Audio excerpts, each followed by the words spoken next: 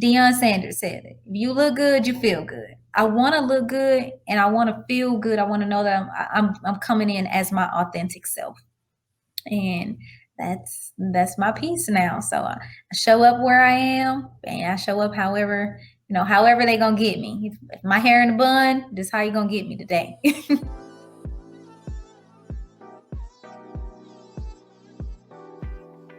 Hello, everyone. My name is Walt, and I'd like to welcome you to BossLocks. We are redefining professionalism and proving that natural hair and professionalism do coexist. We do this by speaking to Black leaders, CEOs, bosses, professionals, and just some amazing people who are doing some incredible things for the community and redefining standards in their own field. Now, today I have the honor and privilege of speaking with Shakeia Kegler. Shakeia, how are you doing today? I am doing great. How are you? I'm doing pretty good. It's Friday, sun's out. I'm just feeling blessed. All I right, think so this whole COVID thing, it all runs together anyhow. So it Friday is just does. like a fun Yeah. word, but For real, for real. And this is a day if there's a lull. Sometimes I kind of feel like a weekend too. mhm. It's all a mess. Time means nothing anymore. Yeah. That's a hmm Now, for those who don't know, Shakia is one of those people in the background doing some pretty incredible things. She's a Navy veteran, a tech entrepreneur who's founded two pretty cool organizations. One is GovLia, which is a government liaison company helping small businesses get those government contracts. And mhm. another is Code to Eat. It's a new organization that basically helps to empower people to code some pretty incredible things. Like we know with all the technology coming, coding really is the future, and she's helping people get into that world. So, Shakia, I have a bunch of questions to ask you. But to start off, I like to ask everybody, what are the three things that most people don't know about you?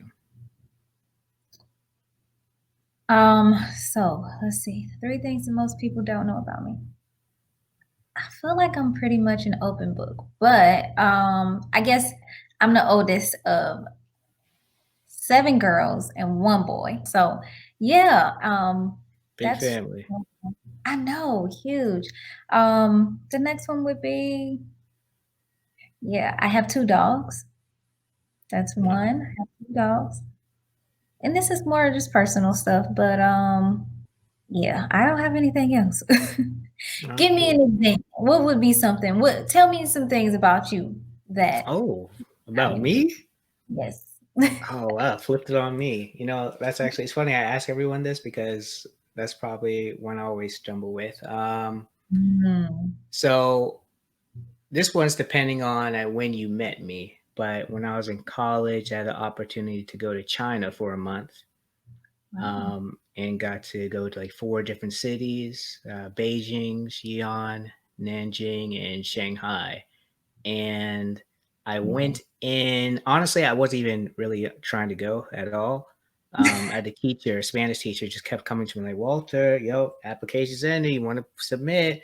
Walter, you'll love it. Walter, Walter. I was like, okay, fine. I just finally submitted it. I figured like I'm probably not even going to get selected, and I probably have to raise a bunch of money for it. So it's just like Mhm. I'll just do it, get her to stop. And then like a month later came by, and she's like, Walter, guess what? You got selected. I was like, really? Okay. She was on the board. She's She selected. was. She was. Yeah. I passed her class too. So, there's a lot of love there. Shout out to Maria Okay. Zim. Yeah, you're the best. Um, but yeah, and it was pretty incredible. I got to practice different ways, kind of raise some money and work Mhm. with the church I used to go to in high school. It cooked basically me and my family came together. We cooked this like definitely Americanized fried rice meal for everyone. Try to get some donations, but it turned out pretty good. And yeah, it worked out. Raised more than enough to go. It was incredible. We got like the high life treatment. My first time ever being in like a 4-star hotel. The Mm. food was incredible. The people were pretty cool. Definitely changed my perspective Wow. on China, um, and also kind of gave me that global perspective because we kind of grow up in our own bubble, even regardless of how open you think you are and how many friends you have from different backgrounds. as soon as you remove yourself from like the comfort zone and put yourself other places, it really kind of shows you like, oh wow, this is like a lot bigger than you think it is. Absolutely. That was a good experience you had. How old were you said? This is college. I was a junior. Mhm. All those ages kind of mold together. I was about to say like 21. I was 21. Okay. Yeah. Got it. I always say I feel like I had an advantage because I joined the military so young. And I got a chance to, my very first duty station was in Japan. Oh, for So real. yeah, I was there for 3 years. Look at that. Just came up with something that not most Boom. people This is what we just do. American. This is what we do. Yeah, I get it. I get it. That it definitely changes the perspective a lot. A lot. Mhm. Yeah, Man, that's pretty 3 years cool. in Japan. Do you speak any Japanese? No. Yeah, I try to When speak. I was there, I learned as much as I could to get like by, but no, and because majority of the time we were on deployment. So Mhm. I was on like an aircraft carrier and it was like over 5,000 people on this ship. So when we would go on deployment, 6 months on, 6 months off. So every year it was like a 6 month rotation, 6 months on, 6 months off. Oh So wow, 6 months on the carrier. yes, 6 months out on deployment. Like, but the good thing about deployment is you travel around and you get to stop in certain places like and it's called port visit. So we stopped in Singapore, Oh, um, cool. stayed there for like 3 or 4 days. We went to Australia, Busan, Korea, we went to the Philippines. So we went to a number of different places while we were on deployment. So it wasn't half bad. Yeah, it sounds like a cruise. Yeah, all expenses No, paid. it's not a cruise. Imma just be the first one to tell you it is not a cruise. You are working 12 months on, 12 hours on, 12 hours off. Oh It's not a wow. yeah, so but Mm, you get the luxury of seeing all of these different places, so definitely changed my perspective a lot because I'm from Florida, and I've lived in Florida and Georgia and Alabama, but mhm. that's it. So, me, like, getting completely just leaving home and going all the way to Japan was, first of all, a culture shock for sure, but then it became, it helped me to be able to relate and also think about things outside of just the norm, my neighborhood, my city, my town, and things like that to really just focus on, wow, like this world is huge. It's huge. It's Right. small, but it's huge. So yeah. Hmm. That's pretty cool. What was it like coming back from Japan, or were you stationed anywhere else? Yes, I was. So after Japan, I went to Lemoore, California. Oh, Uh, cool. Yeah, and it was so crazy. I was there for a few months and I went right back on deployment. So I was ready to get out of the Navy at that point. I was tired. I was tired. Um, but yeah, so I was there. I went from there to Lemoore, but coming back home was a culture shock. Like it was just, it's so strange, but it was different. And then in addition to that, going home to like see my family because I had been gone for so long, everyone had grown, evolved. So the people that I knew when I left were not the people that I knew when I came back.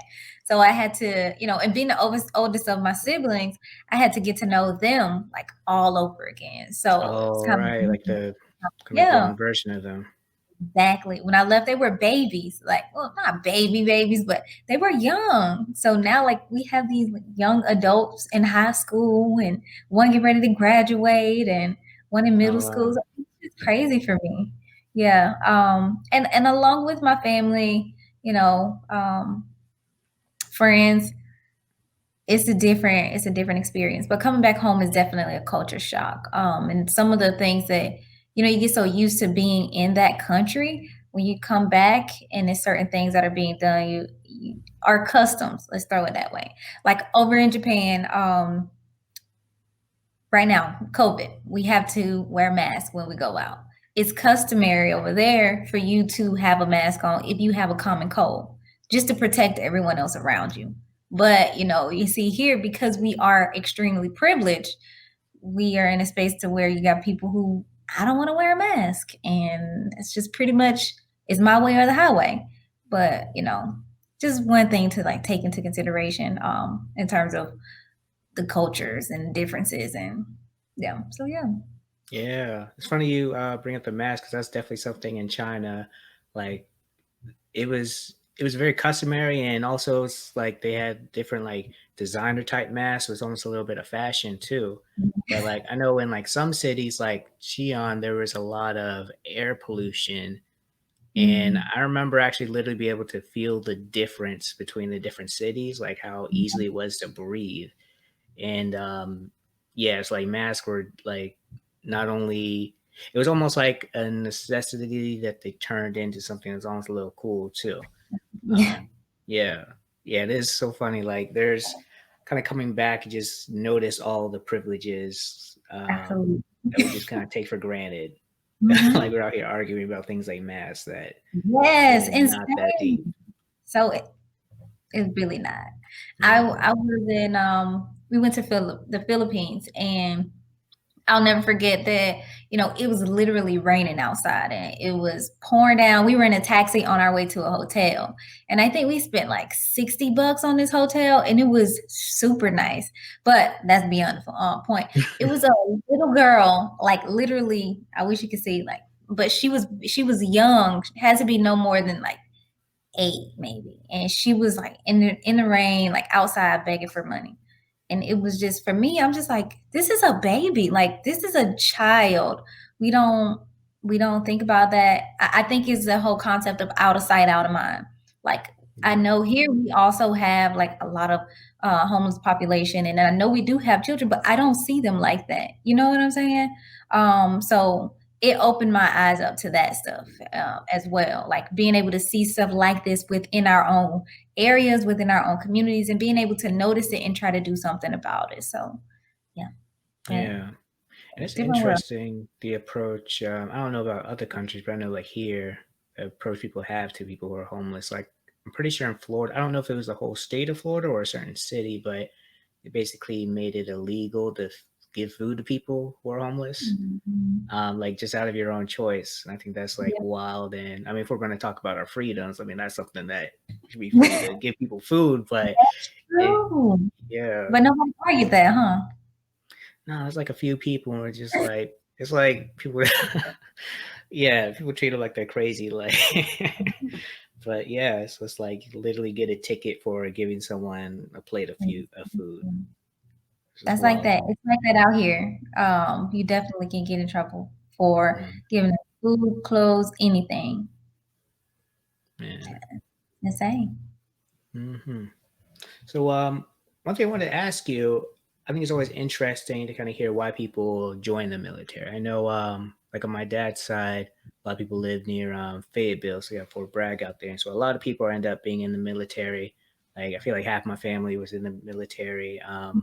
And so sometimes it's almost like it's just like a regular kind of thing to do. I think you see people always around the malls and everything recruiting people, but I also know everyone has different choices and influences to join. Mhm. So, what Absolutely. was some of the things that inspired you to join the Navy?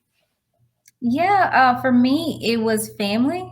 Like I said, I'm the oldest. So, and at the time, my mom was having some health issues.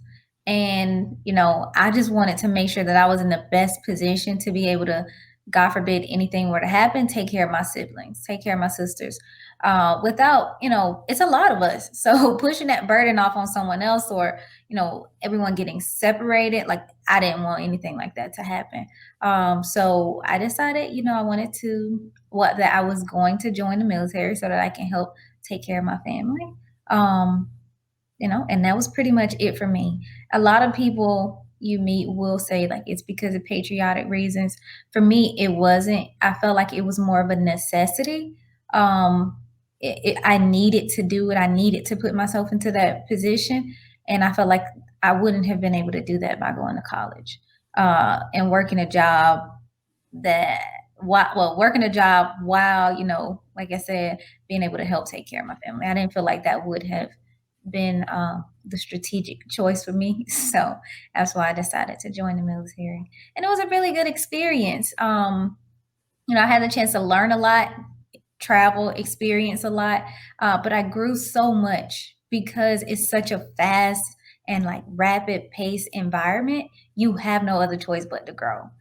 Mm, Um, and that's the one thing that I'm most thankful for, the growth that I was able to obtain and the um, experiences, because it allowed me to, figure out how to react under and, fast, like quick pace ideas. Also, just being able to work in adverse environments as well. So mm. Yeah, it's pretty cool. How's your mom doing now? she's doing a lot better. So she's doing a lot better. She doesn't have like issues to where we were worried about before. It's also because you know how our people are. They decide to stop going to the doctor when the doctor stopped telling them what they want to hear. So I have to Mm. constantly, try to drag her to the doctor sometimes. But that's pretty much it. Yeah, I feel you. Yeah, I'm looking. I like seeing all the different kind of black doctors that we have out there now because I think that I know I didn't grow up going to the doctor at all. I think one time Mhm. I went to like a one of those Like a clinic. yeah, because I was like really really sick, but that's about it. Yeah, no one really. I don't really know anyone who went to the doctor, but and that's cool because there's a lot of other things you could do in alternative medicines, but sometimes you just really need that kind of expert Mm, advice. And yeah, when you see like black doctors, they kind of know where you are. They're not just gonna write off something as like, oh, it's just this. Like they exactly. could really kind of speak to you. So kind of like the new rise there. I was reading about that the other day as well, about how, and we go into talk about like mothers and them having babies and things like that, how it's often discounted, the fact of whether they say they're in pain or whatever the case may be. So it's interesting to hear you say that as well. They understand what you are going through and they are able to listen and empathize a lot better. Oh yeah. Oh yeah, most definitely. Yeah, I think it's all about like I think Malcolm Gladwell put a book out about it, but just kind of like the art of communication and understanding the context in there as well. And like Mhm, speaking mhm, to Dr. Abasi Bomani, who was on like the second episode. It's a black doctor mhm, out in I think New York, and yeah, he was just talking about um, changing the way people perceive it from like doctors to more so like solving like health problems, so like more like healers type mhm. of things, and kind of being more in the community. So That's a yeah, good we one. got people in there making a Yeah, difference. Hmm. definitely Cool. a long way. Yes. Definitely Yeah. came a long way. I'm Oh yeah. thankful. Right. Right. Oh, and also I forgot to ask you, what exactly did you do in the Navy? Oh yeah, my job was aviation ordnance. So it was to build and assemble weapons, bombs, ammunition, things like that. But I Okay. also took on a lot of different collateral duties. And one of them that I'm continuing to like utilize today is purchasing. So purchasing supplies on behalf of my department. I ran our training department as well, and I was also a quality assurance manager within this entire role. So I took on a lot of different collateral duties just because like I'm that type of person. I have to like, keep going. I have to stay busy. So and the military Okay. amplifies that. So Yeah, and I know you're staying busy now with everything you're doing. Are they like you mhm. just started the coding program, right? Mhm. Just Yeah. started Cook to Eat when it was actually in October, and we started Code to Eat, but we hadn't done anything with it. And then February came around, and we ran our first program. Actually, we ran our first program in January, and then in February we had another program. So it was pretty cool. Now we're focused on like fundraising efforts, so that way we can get into the digital space a little bit more. And also because we do understand that a lot of the kids that we work with, they need to have access to the tools. So maybe we can get some partners with some laptops, or partner with some companies who can also provide internet connection. So that type of stuff. So that's where we are Hmm. now. Very cool. Very cool. I have to Mhm. think I have to go through my phone and see if I know anyone to connect you with. Yeah, because it's pretty noble and everything, and definitely needed now with kind of the way the world is Absolutely. heading. Like already, everything's kind of going digital a lot sooner than people expected, and like it's we don't have to rely on like Apple and Microsoft anymore. People can like develop something in the basement and put something Mm-hmm. out there. Yeah, like I think I just heard. I'm still looking into it, but I just found a black-owned payment processor, which I think Oh, is really cool and really interesting because right now it's kind of dominated by like Stripe and PayPal. yep. So this will be this if it could keep going, this will be a pretty big thing for the Black community in the world Yeah. too. I Yeah, think right now is a great initiative to start pushing more of that out with all of the money that's being spent with Black-owned businesses. So imagine it going through their payment system instead right. of the, yeah, that's Yeah. insane. Hmm.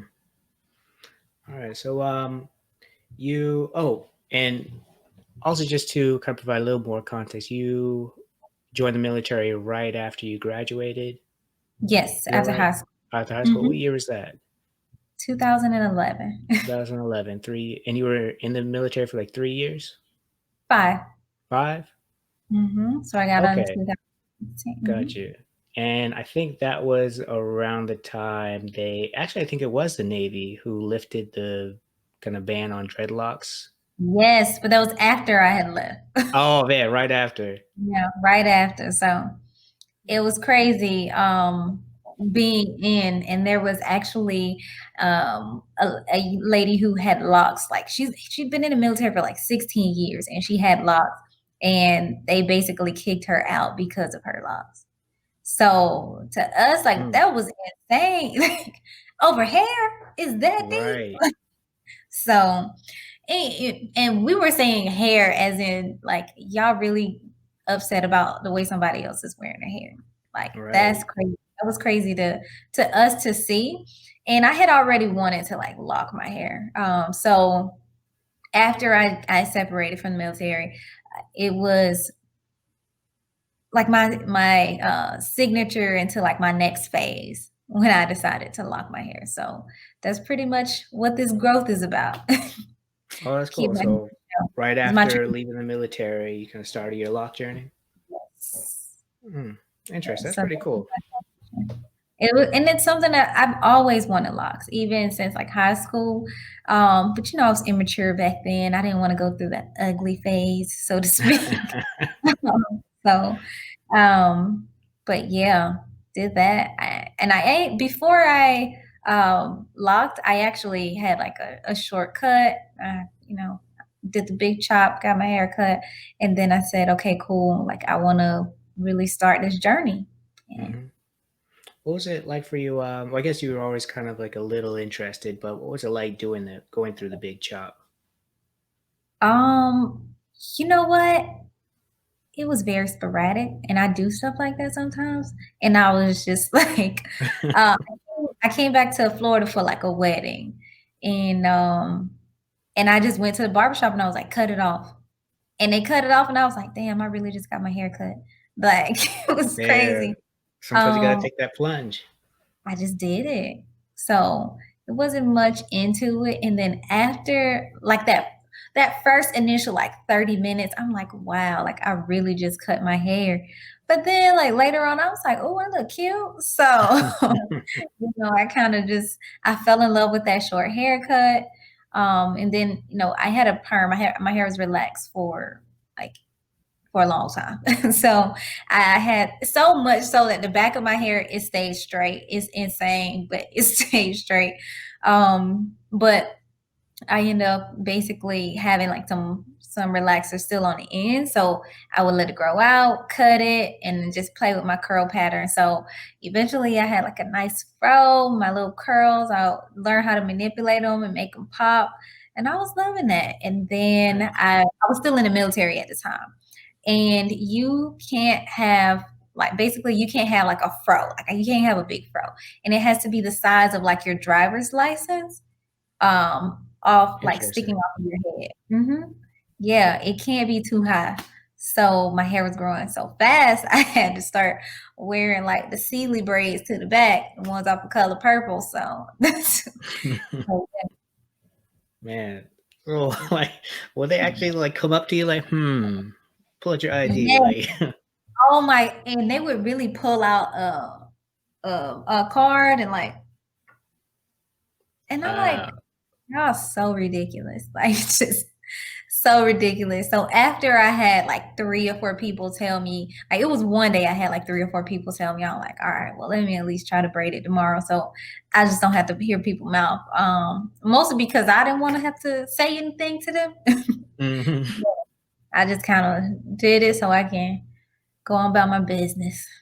mhm. It's crazy. I mean, I feel like of all places, I understand it the most in the military because of the idea Mhm. of uniformity. But I think this idea of like what professionalism looks like really bleeds over into all other walks of life. And Absolutely. I I could see like in the military, if you're like in battle or something, maybe like you needing like the proper equipment. That I guess that makes sense in my mind. But other than that, it's um it's kind of ridiculous in my opinion. Mhm. Even talking about like the males where, the requirements you have to shave every day. Oh, you have to shave So every day? yeah. Oh, Um, yeah, you have to shave every day. And so a lot of like black men, they get the bumps. yeah, I was about to So say they the have razor to bumps. request a no shave chit. And just a chit that says, okay, this person can, basically have some hair on their chin and stuff. So Oh, you have to yeah. apply for that? Yeah, you have to go. Well, actually, you don't even have to apply for it. You have to go to medical and you have to show them, like, look at my bumps. Look at me. Look at my bumps. And, yeah. So, Dang, yeah. So, interesting. yeah, it's a thing. Hmm. Okay, cool. So you left the military. The start of your natural hair journey were free. What did you do after you left? After I left, I stayed around in in Nevada for a little bit with my boyfriend, and because he was still active duty, and then I was like, okay, well, let me go back to Florida, and let me, find a house. So I came back and found a place, and I applied for a job. I was working at this job at the time at a pharmaceutical company, helping them sell their products and services to the government. And from there, I kind of took the approach to start my own business. But before even applying for this job, I really, like I said, I decided to leave the military because I wanted to. Oh, I didn't tell you this, but I wanted to pursue my MBA. Well, I was tired of being in the military anyhow, but I just wanted something different. Like I Mhm. needed something different. And I decided I wanted to pursue my MBA because I finished my bachelor's degree in business management while I was active duty. And I got out, went to school, I got accepted into the program and everything. And there was an issue with my post 9/11 GI Bill. And I couldn't, start the program on time. So post 9/11 GI Bill is basically a scholarship from the military. They pay for your Okay, tuition. They also give you a stipend monthly for you to pay your bills and stuff. So yeah, I wanted to leverage that post 9/11 yeah, and just really focus on school. But I couldn't because I had used like part of a Montgomery GI Bill. So you either have an option. You can use the post 9/11 or the Montgomery GI Bill. But if you start one, you have to finish it. So I mhm, used like one credit from my Montgomery GI Bill while I was still active duty. And because of that, I couldn't switch to use the post 9/11. And the Montgomery GI Bill, they don't give you as much funding as the post 9/11 does. So that kind of like threw a wrench in my plans. So that's why I went to go find a job, just got because I, you. yeah, so yeah, Interesting. Did you ever get to go back to school? I did not. I Hmm. didn't, fortunately.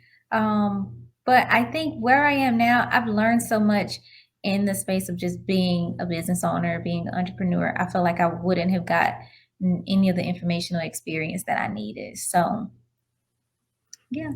Yeah, there's a lady here in Georgia who works at the. It's funny she said this actually. I think she works at Georgia Tech, and she works with startups and does a lot with the MBA program there. And she basically said like an MBA is almost equivalent to starting your own business. Like Yeah, obviously with MBA you kind of learn some of the things, but when you start, you really learn like the practical absolutely. uses and everything. And Mhm. it's kind of interesting. I'd like to hear actually your thoughts on this. I know with me, I'm glad I went to college, but I feel as though most of my education wasn't really in the classroom. It was like through opportunities, like going off to Mhm. China, kind of playing soccer. I was on the soccer team, so playing soccer with people from all around the world, and really that kind of social aspect and connecting, collaborating with people. Got it. And sometimes I wonder, like, of course, with the MBA, you learn certain things, but sometimes it feels like it's better to actually go out and do and apply it, and then maybe go after and get something specific. But how do you feel Right. about education versus actually applying? Now I am like actively applying, like learning by doing. Because I feel like that's where you gain like that firsthand experience. So you get everything. You get the good, you get the bad, and you get the opportunity to celebrate those wins at the end, right? Because you're actively doing it. When you're learning about it, you're just learning about it, and then later on you are executing and implementing. I feel like doing it at like simultaneously, it makes the information stick more. I don't know if that makes sense, but that's how I feel personally. Hmm. Yeah, it does make sense because you almost have to like really truly figure it out and try to make things Absolutely, stick. yeah. Yeah, You it's like literally have to theory figure it versus actual in the field. out. Practice. Theory Mm. versus practice. And I will even like go as far to say once you actually go through school, like some of the stuff from my bachelor's program, I don't remember it like at all. And I don't feel like it prepared. I feel like in the beginning, some of the stuff that, I learned, it helped me to understand a little bit about business operations, business management. But now that I'm actively managing a business, I know what's needed for this business. I know the business needs to have proper operations, marketing, sales team. Like I know every facet and every component of that business now. So I think that's another thing it does. It allows you to see it from, not just from working on what you are working on in this particular area. You see every component in every position of a business. And I like that side of it. That's very true. That's a good point. Mhm. It's almost like in school, you learn the theories, you learn kind of things, what to look for, like how to kind of create that blueprint. But when you actually start something, it's like, oh, knowing what specific tools and materials you need to make that Mhm. blueprint come to life. Yeah. Mm. And I wouldn't even go as far to say like sometimes when you finish school, a lot of the information is obsolete by that time as well. I think about the idea of marketing. So a lot of people who, are doing marketing, now we're in the middle of COVID. So if you didn't learn a lot about digital marketing while you were going to school, you still got to learn about digital marketing in the process. So, it's one of those things as well. That's a very good point because I remember in Mhm. school, like we definitely learned both, but digital was still pretty new. And I Mhm. think I learned a lot more about digital marketing from like Gary Vee and people like that than like in the classroom. So Exactly. yeah, that's a good point. Kind of outdated information. Hmm. Kind of using I textbooks mean, I'm from the not early bashing school or 2000s. anything. Say what? I said, I'm not talking bad about school or anything. Definitely the opportunity, get your credentials, do that. Hmm. But if it's gonna Cool. cause you to go into debt or something, mm, I don't know Make now. the best choice for your situation. Absolutely. Cool. Absolutely. All right, so let's talk a little bit about GovLia, and I think it's so interesting what you're doing, like with government contracting, because I think that Mhm. that's kind of like a foreign concept for a lot of people, including myself to a degree. I think the first time I heard about this was from the movie War Dogs. Those people will just talk about like winning a government contract. Next thing you know, they're in the Middle East running guns throughout like the desert in the middle of this war zone. And so now Mhm. for every time I think about government contracts, I think about that. So Mm. just to start off, can you explain what government contracts are? Absolutely.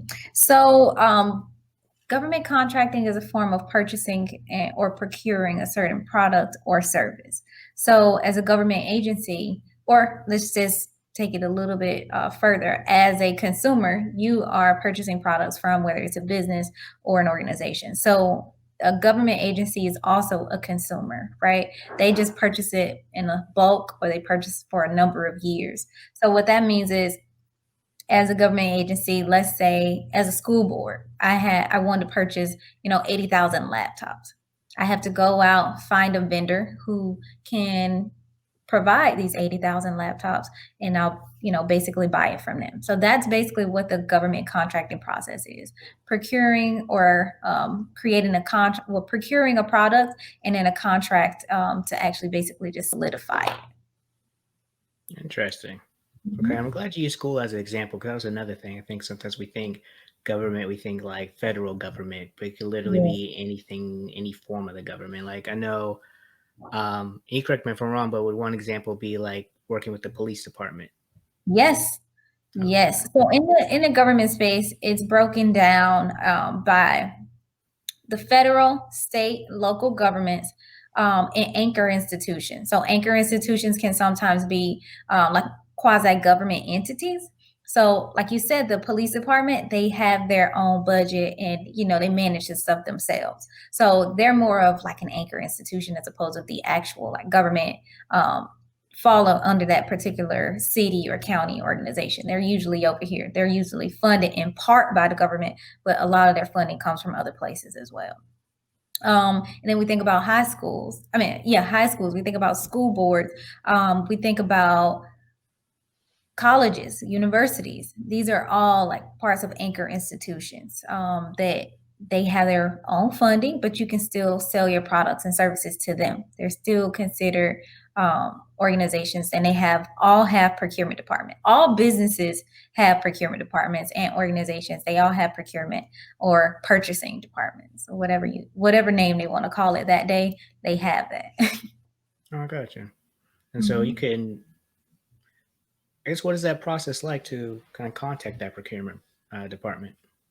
Got it. So it really varies based off of where you plan to do business.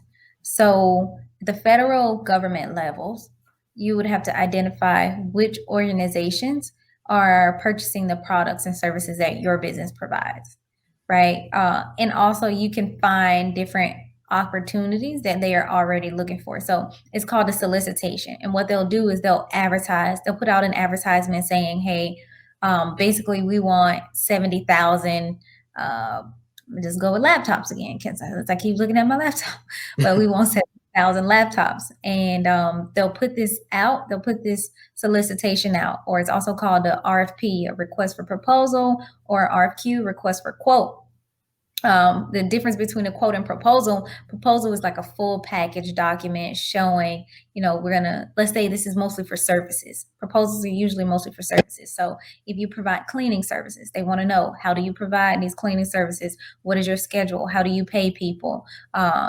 What products or tools or materials are you using? So you put all of this information into a proposal. But if they're looking for a quote, like we saying with the 70,000 laptops, you just provide a pricing, how much it's going to cost, and that's how they'll be able to analyze your bid, right? So those are two forms of bids. So if you get awarded this contract, you get awarded this opportunity.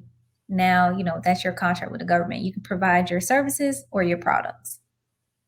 And then, at the state and local government levels, they also have processes in place. So the difference with the state and local and the federal government is that the state and local level is decentralized. So everyone's processes are completely different. And that means you have multiple processes to go through, whether it's for your county, your city, or the city down the street. So you just have to figure out what those particular procurement processes are and follow those. So they still have it the same way. They can either advertise opportunities and let you know what's available, or you can connect with them through just building a relationship and letting them know about your products and services that you have available. And usually the best way to reach out to who needs your services is identifying what department will benefit the most from the products or the services that your business provides. Gotcha. So you can't just go to Indeed and be like, yo, what school wants to buy No. laptops?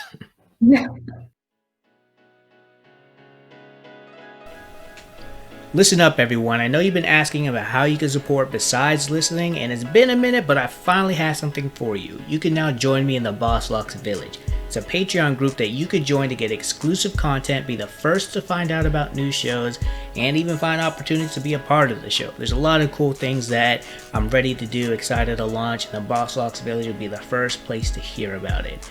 So once again, go to BossLocks.org and look for the link to learn how to join. But you'll want to act fast, because the very first 3 people to join the village and leave a podcast review will get a free, never before seen original BossLocks shirt. And I mean really new, like it's not even on our site yet. So right now, stop what you're doing, go to BossLocks.org, that is BossLocks.org, to learn how to join. Thank you. Now back to our show.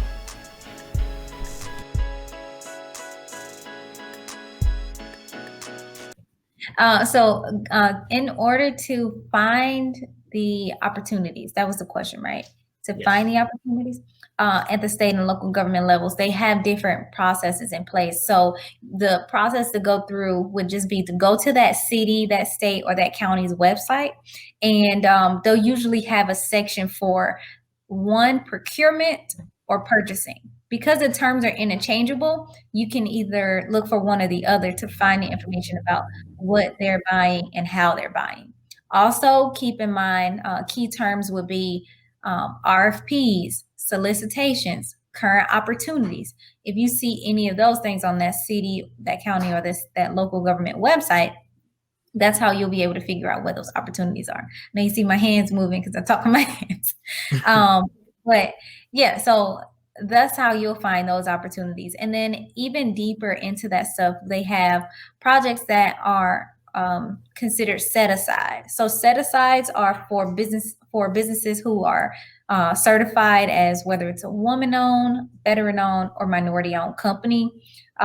They also have other certifications like small business certification, local business certification, disadvantaged business certification, and certifications for businesses that are operating in a historically unutilized business zone.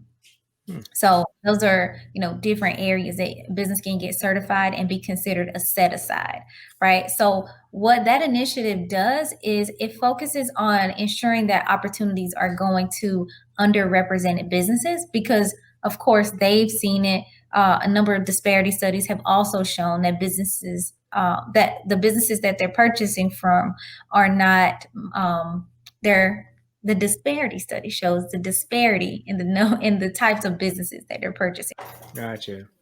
Yeah, it's interesting you say that, because I know a friend of mine here in Atlanta who, I don't know exactly what the certification was, but he basically was registered as a minority-owned videographer, and he ended up having I forgot who it was, but someone a part of the government reaching out to him like, hey, we actually need your services to help. I want to say, because I don't know how, if it's gone through just yet, but basically with this project they had going on in Atlanta, and they reached out to him because he was literally one of 2 Black videographers in this specific service, and he was just registered, and that turned into a contract that would kind of have him set for like 2 years. And that was Yeah. just going through the process of being certified, and then they kind of just have you on lock for whenever they need you. And I was like, well, it was like a real game changer too in regards to like the size of the contract. And they all usually are. That's the thing. Most of them usually are, unless it's like more of a simplified, acquisition purchase or micro purchase. Those are usually the smaller opportunities, but they all usually are. And simplified acquisitions are actually pretty big purchases as well. They can be pretty large as well. So I'll just say micro purchases then, because micro purchases are purchases that can be made with the government purchase card that are usually below the threshold of 5,000, 3,000, depending on the particular organization. Because I think even with the DoD, their threshold is higher. I think their threshold is 10,000 to purchase the card. So, or just a PO, purchase order. So yeah. Gotcha. So how easy is it to actually get a government contract? Because I feel like I'm ready to go search now for something. So it takes a lot of learning. I will say that it's like a constant learning process, and also just trying. Like that's the biggest thing. A lot of people are afraid to just get started in the process, but if you get started, people can help you better navigate and let you know what you could be doing better. What could you be doing to better your chances of winning this contract or future opportunities? So that's pretty much it. So, but in theory, it's easy if you have all of the things you need for that particular job, right? Gotcha. Um, Past performance is huge as well. They also want to see, have you been doing this before? Um, our businesses don't get those opportunities to start a company 2 weeks before and then issue out PP and PPE. We don't get that stuff. So you actually have to like put that stuff into context as well. Gotcha.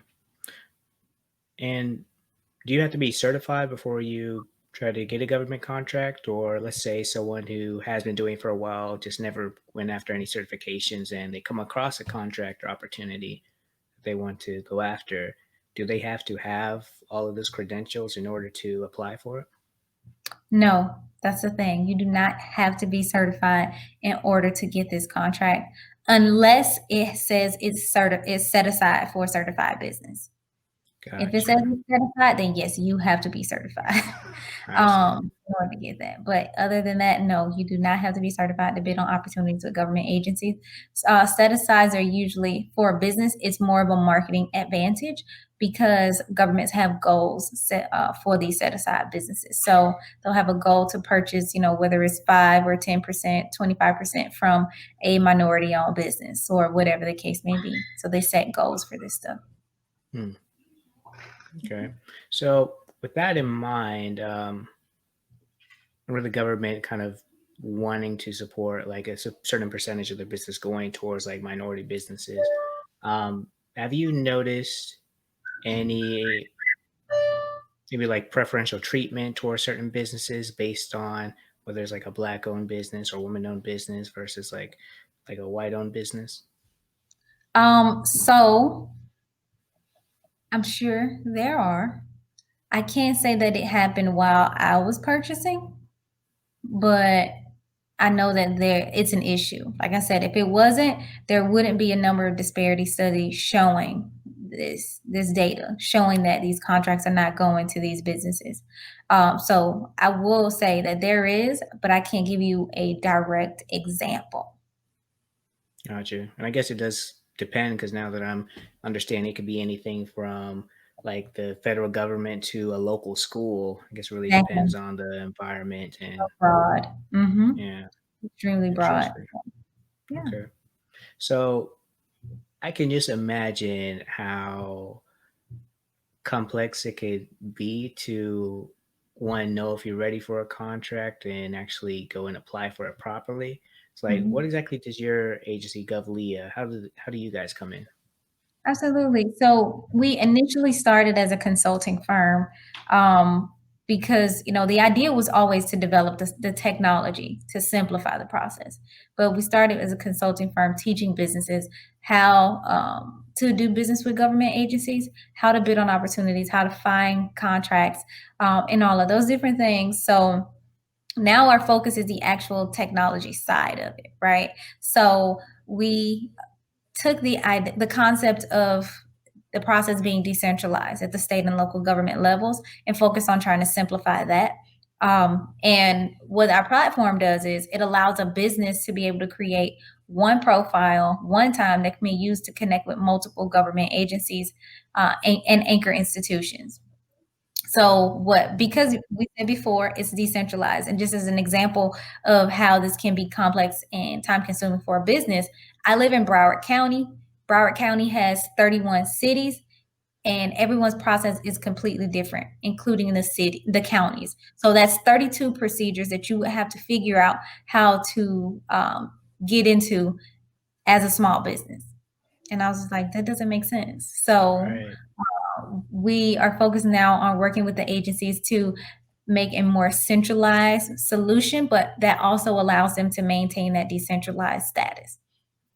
So yeah, and once a business creates that profile, they can use that same profile to get registered, certified, and bid on opportunities with those organizations. So we just well, you just began the development on our opportunities portion where businesses like prime contractors. So that's another thing too. I'm gonna hop into that, then I'll come right back. But there are two types of contractors with government agencies. So you have the prime contractor and the subcontractor. So the prime contractor is the main contractor on that job, that the person that won the contract, but the subcontractors are contractors that they use to help facilitate this job, help them meet their Mhm. goal, right? So in with that in mind, a lot of times prime contractors have to meet those small business requirement for those set aside goals, right? If they have a contract that's worth $1.7 million, they'll say, okay, we have a 9% set aside goal on this. So the contractors who want to bid on this opportunity, they must perform a good faith effort research in order to find these set aside businesses. So we find that it's harder for these companies to find, or let's say a lot of times they could receive a waiver saying they searched for a business who could provide these service, but they couldn't find them. Right. So with our solution, now you can advertise them online. And oh, by the way, we have a number of certified minority owned, veteran owned, and women owned businesses here. So don't worry, you will have someone ready and prepared to get on this opportunity and on this job with you. So that's one feature that we're rolling out That's this really week. But cool. thank you. We have a number of other features that I'm extremely excited about for to be able to roll out, in addition to government agencies being able to advertise opportunities on our platform. So extremely excited about this, but that's what we do now, and we just launched the platform last month. So now what we're doing is really focus on getting the word out, sharing the message, sharing the information, getting businesses onboarded onto the platform. It's free for the businesses unless you want to upgrade to one of our membership packages. And that's only if you need the opportunity, you need services or features like advertising opportunities on our platform, that type of stuff. But otherwise, you can bid, connect with other businesses on the platform, connect with government agencies. You can do all of that for free. So Nice. yeah, so that's what we're doing with the businesses. And then on the government side, we're pushing that as well. We're pushing those components to be able to focus on onboarding more government agencies, letting them know what we're doing. Because if one thing, COVID has taught us is the regionalization of the supply chain. We need more of that. We need to be able to do more business with our local businesses. And that's what GovLia is facilitating. That's beautiful. That's really cool too. I just think of just in regards to searching for jobs, Yeah. just how annoying it is to have to retype your information in different formats over and over again. Over and And even if over. you upload like a resume, it'll really just mess it up and put like your where you went to college as like your job experience thing too, and it's just a mess. So I absolutely love what you're doing with the government contracting world, because I can only imagine like with job interviews you just have to find your job experience and your education. With government contract there's just so many other things, like you said, like 32 different Mhm.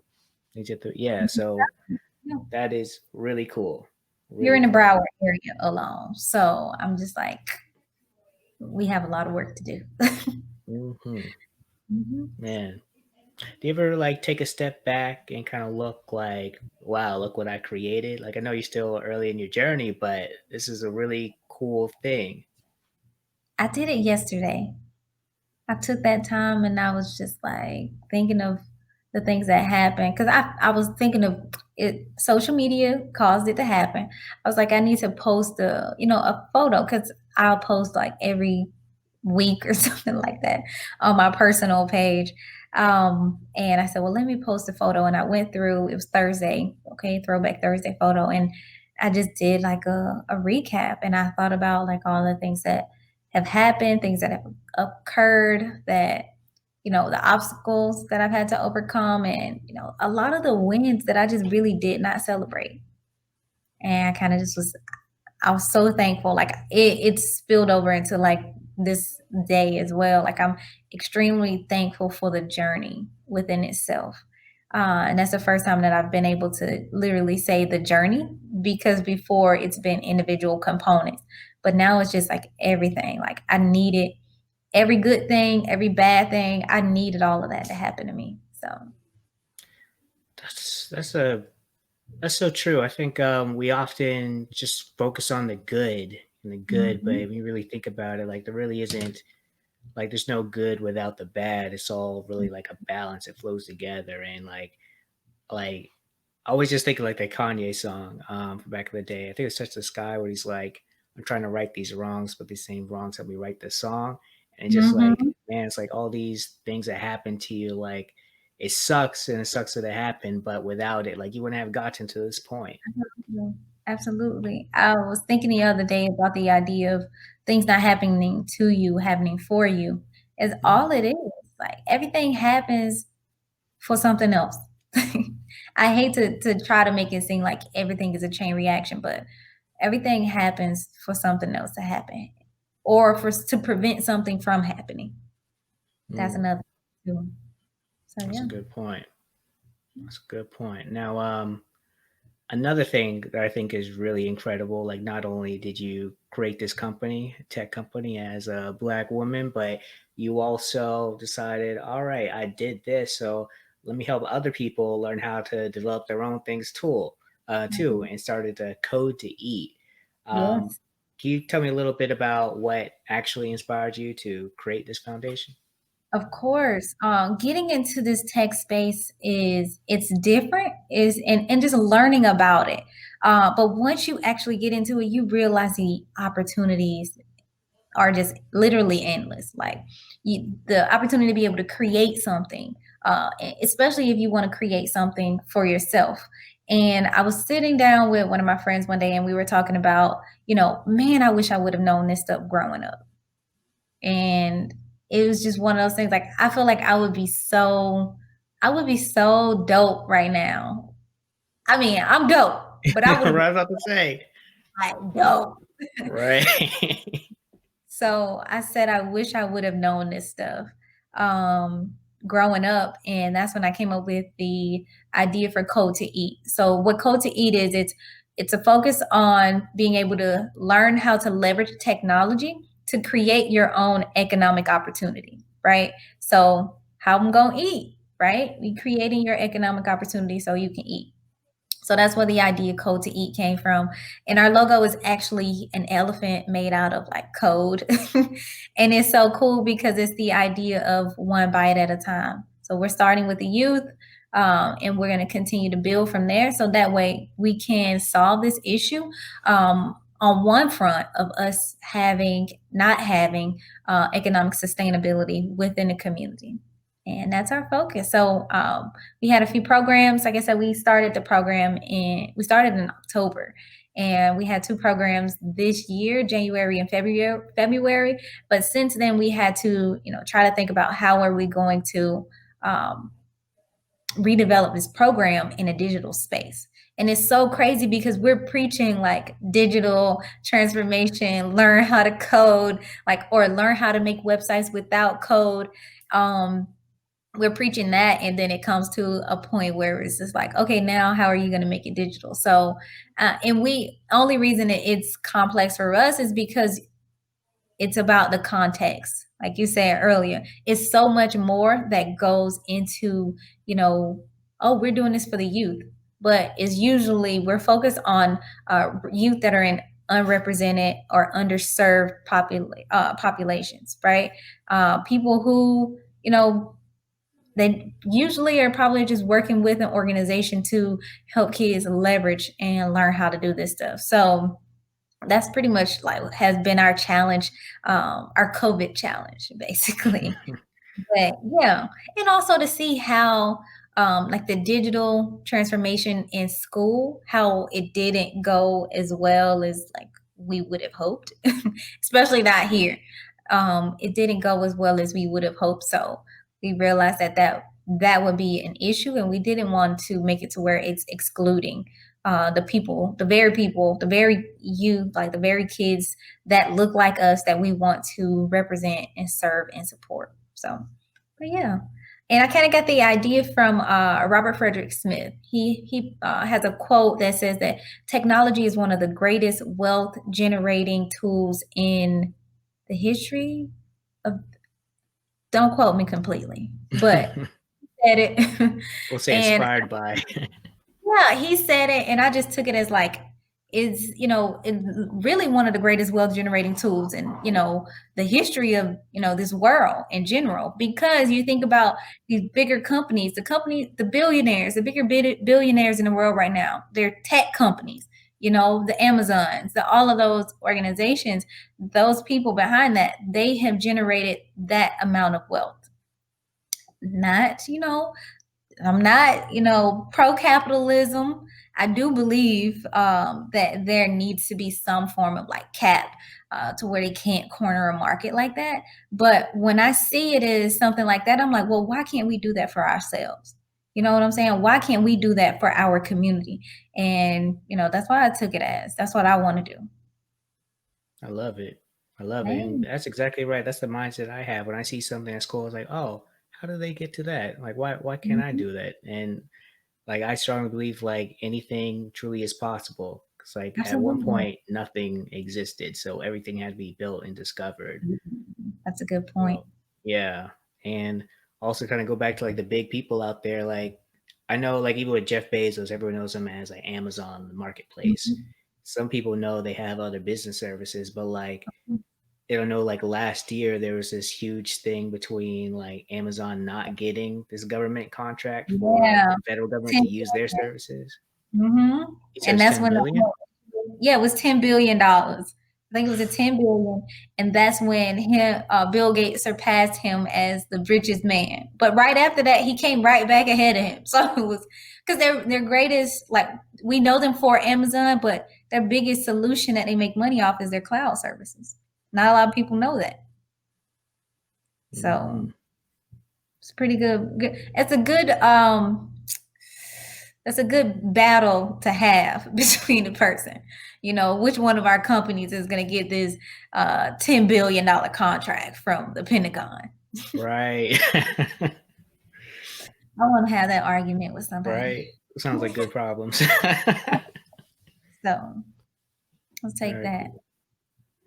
Very cool. So with the coding, like what are I guess you already answered. So developing websites and what are some of the other things that you guys teach kids to learn how to develop? Yeah, so it's more of a development side of it. So development and design, right? Like one of the classes we did with young girls, they were like 12 years old, maybe. And we use super simple tools to like teach them how to leverage design, right? Using Canva, creating a design in Canva. And then we show them how to go to Teespring to put it on a t-shirt and make their own t-shirt company. So, it's well, not make their own t-shirt company, but have them a side hustle selling t-shirts online. So, Right. basically something small like that, but really empowering people to see how simple it is to leverage the tools that exist. And then to build on top of that, we had another program where we taught them how to create full websites using WordPress. So we're Nice. using smaller, like simpler tools to teach them how to do it, and then also trying to make sure they understand that this isn't as hard as people make it seem to be. And we just said, hey, let's create a WordPress site. Okay, well, here's a theme. You have to customize this theme to however you want your business to be represented online. That's it. Open up a shop and just get so it was just that type of stuff. We teach them mostly that stuff, but it's always centered around making some money, teaching you how to make your own money. That's really cool. That is really cool because like it's so interesting. People, I feel like it's funny because everyone kind of starts with a t-shirt company now. It's almost like coming out with a mixtape, but it's really cool because like that t-shirt company could take you from just selling t-shirts online to owning your own clothing empire. Like a lot of these like streetwear brands that we know of, they started off just like cutting up some designs, putting them on shirts, and then just Exactly. telling to their friends who happen to pop. So like this t-shirt game, like it's almost like the entry level to just everything else or anything else you want to pursue. Now, that's really cool. You Absolutely. kind of guiding them and showing them, it's not that complex. It could just be as Yeah. easy as make a design here, popping on a WordPress site Mhm. using Teespring. Boom. Mhm. Yeah. Very cool.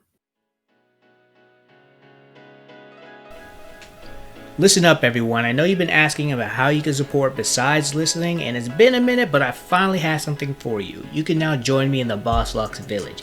It's a Patreon group that you could join to get exclusive content, be the first to find out about new shows, and even find opportunities to be a part of the show. There's a lot of cool things that I'm ready to do, excited to launch, and the BossLocks Village will be the first place to hear about it.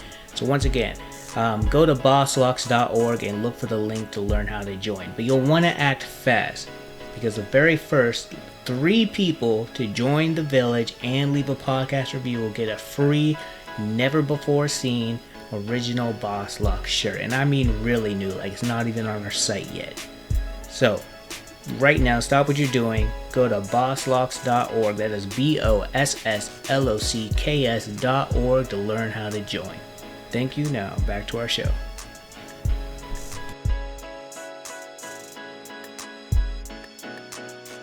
All right, so I want to kind of transition a little into your natural hair journey, which you spoke about before, but I'd like to hear your thoughts on a few things, especially because you have like really cool locks, and I like how you have it designed to the side too. Um, so to start off, what do you wish that people understood about natural hair? Oh man, this is a really long conversation.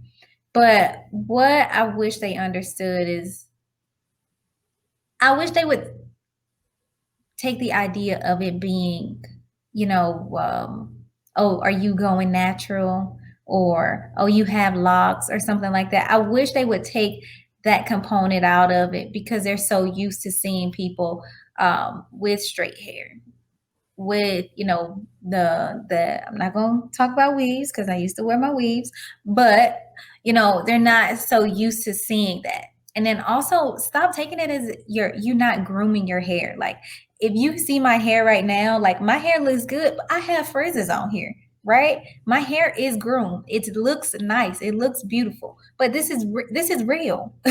Everything about it can't be like completely perfect, right?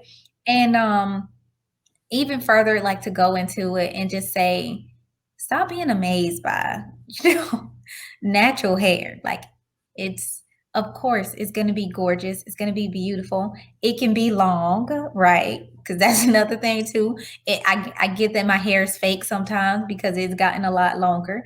No, it can be all of those things combined into one. And those are like a few points that I've experienced that I would like people to just look at. Hmm. It's interesting how like because of like it's just a lot of unlearning that we all have to do. White people, Mhm. black people, everybody. But like, I know a lot of people just have no idea what the hair looks like grown out because they're always like cutting it, shaving it, or covering it up and things like that, or adding chemicals. So it's just kind of interesting what that ends up leading people to believe. Because I remember early in my lock journey, a lot of people, and I was always confused when people asked this. I was like, "What? You really think that?" But they'd ask like, "Is that your real hair?" And I was like, "What are you talking about? What else would it be?" And of course, then eventually I started learning about like lock extensions and everything like that. But like people were literally shocked that that was my actual hair. Yeah, this is it. This is my hair. And I don't I so usually people will ask me, because it's gotten a lot longer, but usually people will ask me, is it your hair? Yes. Yes, it is. So that's it. But Gotcha. And through your entrepreneurial journey, because I know, like with the military, they had their kind of set ideas on how it should be grown. But as you're kind of growing as an entrepreneur, tech founder, and launching these different businesses, have you had any kind of resistance, like from other people working with you because of your hair? So, not from other people working with me. I would say from myself because it's some things that I had to unlearn as well. Like I would pull my hair back into a bun because I know I'm going in here with some investors to seem more presentable to them. So I had to learn how to be comfortable within myself and not focus so much on how to make other people feel comfortable. So, that type of thing. So any like restrictions or anything that were placed, I placed them on myself because of my perception of how someone else would perceive me. And I once I got like more comfortable with being able to say, this is about me being comfortable. I got to be comfortable when I go in here to talk to these investors, to let them know, to Deion Sanders said it. If you look good, you feel good. I want to look good and I want to feel good. I want to know that I'm coming in as my authentic self. And that's my piece now. So I show up where I am, and I show up however they gonna get me. If my hair in a bun, this how you gonna get me today. So Hmm. That's really cool because I know a lot of mhm, people kind of do meet that resistance, but I know like sometimes it is really just internal, just mhm, like we start thinking like, oh no, they're not gonna like it like this, have to do yep, this, and it's like we all kind of grow up kind of trying to make other people feel comfortable. feel good. But no one ever Absolutely. talks to you about like making yourself feel comfortable. Oh yes. Hmm. So that's a Cool, big. nice. And the last one, do you consider your locks a hairstyle or a lifestyle? Ooh. I'm still working on this because see, I didn't traditionally start my locks with the knowledge of what, the history behind what comes with it and everything. So I'm learning. I'm continuously learning. Initially, I just started as, a style. Actually, it was never just a style. It was never just a style. I will say that. It was never just a style for me. But it became, more of my identity now than it was when I first started. So, yeah, it's definitely a lifestyle. Nice. Yeah, I think it's kind of interesting, and I feel like there isn't a right or wrong answer to it because I know just kind of starting the lock journey myself, like you just end up growing, and it really does force you to grow and come comfortable with yourself. Like as the locks grow and decide to end up doing its own thing, so it kind of becomes this hairstyle and lifestyle all at the same time, and there's like so many different components to it. Absolutely. I agree with you wholeheartedly. Mhm. Cool. And one thing I forgot to ask earlier, but I like to ask everyone this question in particular. How do you define professionalism? Professionalism is more of an action. It's not, and it can be an appearance as well, but it's more of an action and how, things are being resolved now because the way we've been doing a lot of video calls, right? It's been, hey, let me throw a shirt on. Hey, let me throw some pants on. Or a lot of the video calls that I've been on, it's we've been using like video platforms, but the camera's always off. So, and you still sense the professionalism, right? So that's what it is. Professionalism to me is more of an action and it's showing up, yeah, it's showing up the way that you are, but also just doing it in a phase or a space that is, presentable, right? Like I wouldn't show up to my job with like the same dress that I'm gonna wear to the club. It just when we talk about that type of stuff. So it's more of an action, but it does have like its presentation components of it. Cool. I bet. So, honestly, I could just continue asking questions all day, but I think we've given people enough for this episode. But is there anything in particular that you wanted to share or touch on before we left? No, I think I hit every point. I hit a point on everything today. You did. You did. I know we're going to plug in GovLia into the description, but I know I'm going to check it out after this to see, to set up my profile, especially since it's free too. Um, Absolutely. yeah, what are all the different places we could find you and the projects you're working on? Absolutely. I am on all social media platforms as Shakeia Kegler. Also GovLia, GovLia, as well as Code to Eat. So exactly as it sounds, Code TO Eat. And then also I have a website that you could check out if you just ever want to get some information about some of the projects that I'm working on or reach out is ShakeiaKegler.com and that's where you can find me. Oh, I'm also Wonderful. I said social media platforms, I think I said all of them. All of them. Instagram, Okay. Facebook, LinkedIn. LinkedIn, I'm on YouTube. We're on I'm YouTube too? on I didn't realize that.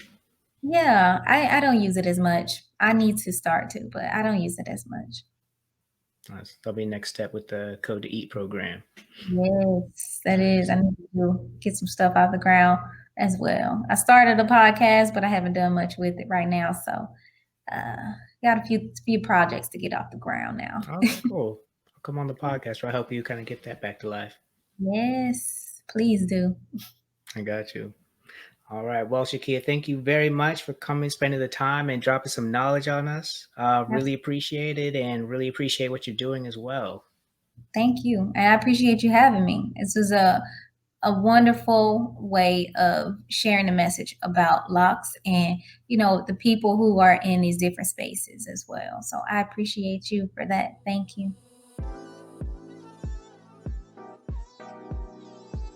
All right, y'all, that's a wrap for today, but please do yourself a favor and go to BossLocks.org right now. We're at the beginning of something great, and I don't want you to miss out. Not only can you learn more about our guests, follow them and on all the platforms that they exist on, but you can also join the BossLocks Village. The BossLocks Village will be the place to stay in the loop and get things before anyone else.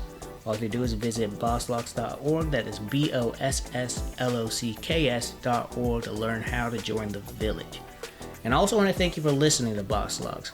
We're here to redefine professionalism, prove that natural hair and professionalism do coexist, and elevate Black voices. Thank you for listening, and we'll see you in the village.